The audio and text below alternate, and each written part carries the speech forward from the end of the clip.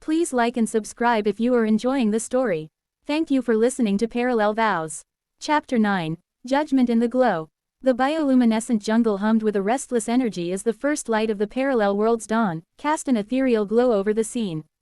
The air was thick with the scent of glowing sap and the faint, harmonic chant of the luminary tribes. Vines, still shimmering with their etherweb power, twisted around LeFew's wrists and torso, binding him to a gnarled tree trunk. His silver hair hung disheveled over his face, his cold eyes glaring defiance despite the vines' tightening grip. The portable console he'd clung to lay shattered at his feet, its schematics lost to the jungle's damp earth. Jonas stood at the center of the clearing, his dark suit rumpled, the weight of his choices etched into the lines of his face. His skin, a deep brown that caught the jungle's sapphire light, seemed to shimmer with a faint sheen of sweat, as he faced the luminary tribes. The vial, now safely in Zara's hands, pulsed with a warm, golden glow, its stolen essence returned to the source. He met Isle's gaze, her crimson blazer, a stark contrast to the verdant surroundings, her green eyes flickering with a mix of fury and sorrow. Beside her, Curse adjusted her utility vest, her almond-shaped eyes wide with a blend of hope and uncertainty, her usual sparkles muted by the gravity of the moment. Zara, the luminary leader, stood tall, her amber patterns flaring across her skin like living flames. Her hooded robe, adorned with swirling designs, swayed as she raised her hands, the chant deepening into a resonant melody that stirred the air. The jungle responded, its trees glowing brighter, their leaves rustling as if whispering judgment. Two younger tribe members, their pale hair and glowing eyes marking them as weave singers, flanked her, their voices weaving a harmonic thread that sent a shiver through the group. Vines crept along the ground, coiling around LeFew's legs, a silent promise of retribution. You stand before the Etherweb's heart, Zara sang, her voice a haunting echo that seemed to rise from the earth itself. The thief returned our essence, but the shadow's mark remains.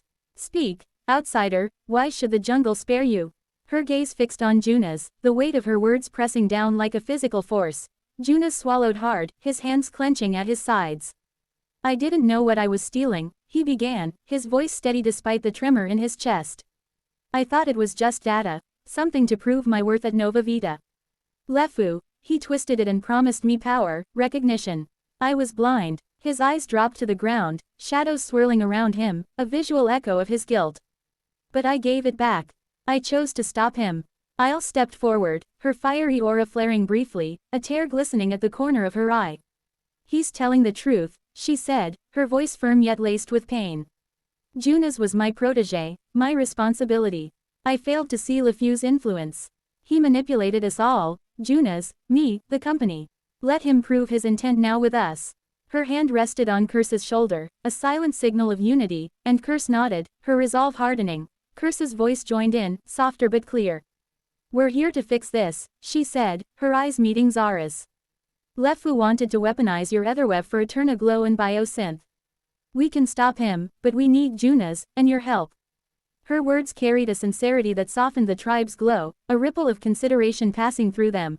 LeFew laughed, a sharp, cutting sound that broke the chant's harmony. Fools, he spat, straining against the vines. You think this changes anything? Nova Vita will send more. The DNA's potential is limitless, beauty, power, control. You can't stop progress. His pistol, now wrested from his grip by a vine shaper, lay useless at his side, but his smirk remained, a chilling promise of future schemes. Zara's melody shifted, a note of anger rising as she turned to LeFew. Your shadow poisons the Etherweb, she sang, her vines tightening until he winced. The jungle judges, and its will is clear. She stepped closer to Junas, holding the vial aloft, its light bathing his face. Your choice restored balance, but trust is not yet earned. Prove your worth, and the tribes will aid you. Fail, and you join the shadow. The Weave Singer's chant resumed, a tempest of wind and light swirling around the clearing. The jungle pulsed, its glow intensifying, as if endorsing the judgment. Isle's mind raced, an alliance, a chance to salvage this, while Curse's hand hovered near her stun weapon, ready but hopeful. Junas nodded, his expression hardening with determination. I'll prove it, he said.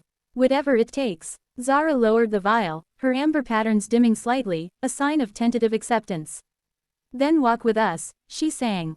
The shadow's master lingers beyond this world. We will face him together. The vines around LeFew loosened, but a light bender bound his vision with a shimmering illusion, rendering him blind and helpless as the group turned toward the deeper jungle. As they moved, the jungle's glow guided their path, the tribe's song a bridge between worlds. Isle glanced at Junas, her heart heavy, but resolute. Forgiveness would come with action. Curse stayed close, her curiosity reigniting, sparkles flickering, as she marveled at the Otherweb's power. The corporate war had crossed into a realm of ancient magic, and the fragile alliance with the luminary tribes promised a reckoning that would echo beyond the jungle's glow.